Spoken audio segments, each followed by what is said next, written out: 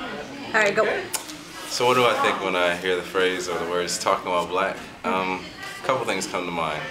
One is that there's a negative connotation with that.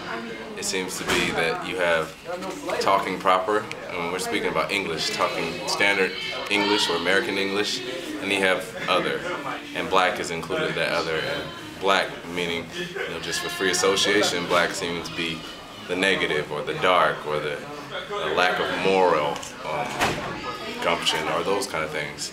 But I also think on the other side, there's a beauty to talking about black. There's an expressiveness, there's a vibrance. As we see here, we're having the celebration here. We're having a soulful dinner, and we're having people who express themselves in a manner that's, not very, that's dynamic and it's fluid. And I think that's a richness of talking about black. But getting back to like academia or the professional environment, I think of something that's looked upon as kind of second class or less than. And I could go into a lot more, as you know, but... Well, I think we have more questions for you, actually. Oh, okay, sure. Laura? Hi. Are we asking the direct survey questions? Mm-hmm. Oh, okay. Since I just got here, you might have already talked about some of these. Are you familiar with the term African American English? Yes, sort of. Should I get over here? Yeah, that'll be better. African American English. Yeah, it's the same thing as Black English. What is it, to you, what does it mean, African American English?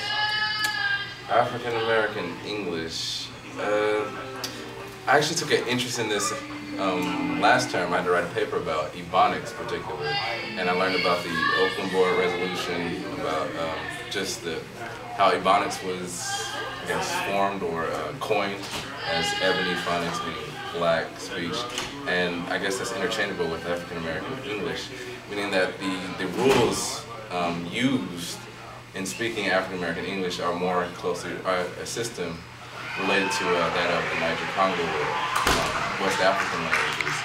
And it's not that these people who speak these languages or speak African American English or Black English or Gullah or things of those natures don't know how to speak English or couldn't learn English. It's just that the rules are based on the grammatical rules, you mean? Yeah, the grammatic rules, because it's using English vocabulary. So then, since you're familiar with the Oakland versus the Board of Education or the Oakland Board of Education versus something else? Oakland Board Resolution. That's what it's called. So, what is your opinion on schools receiving funding to teach African American English as a second language in schools?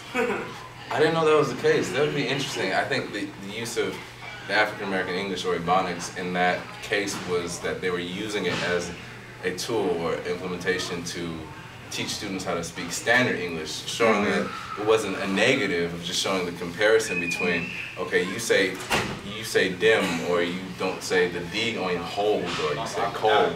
You don't say these words the same way, just showing the differences between the two to teach the students. That's my understanding of what they're doing. Is that it's kind of like funding would go to teaching it as more like going as a primary language to then. Yeah. It's like a language immersion program type of thing. Yeah.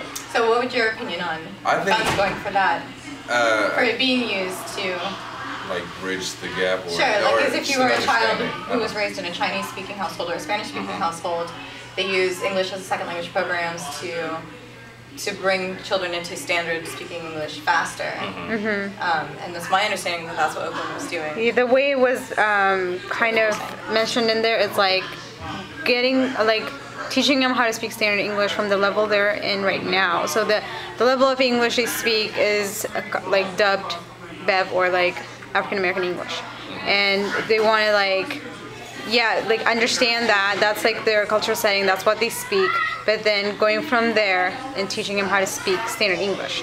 So it's like, ESL. Yeah. You can't go in like in an ESL class and just start teaching them standard English, off the bat.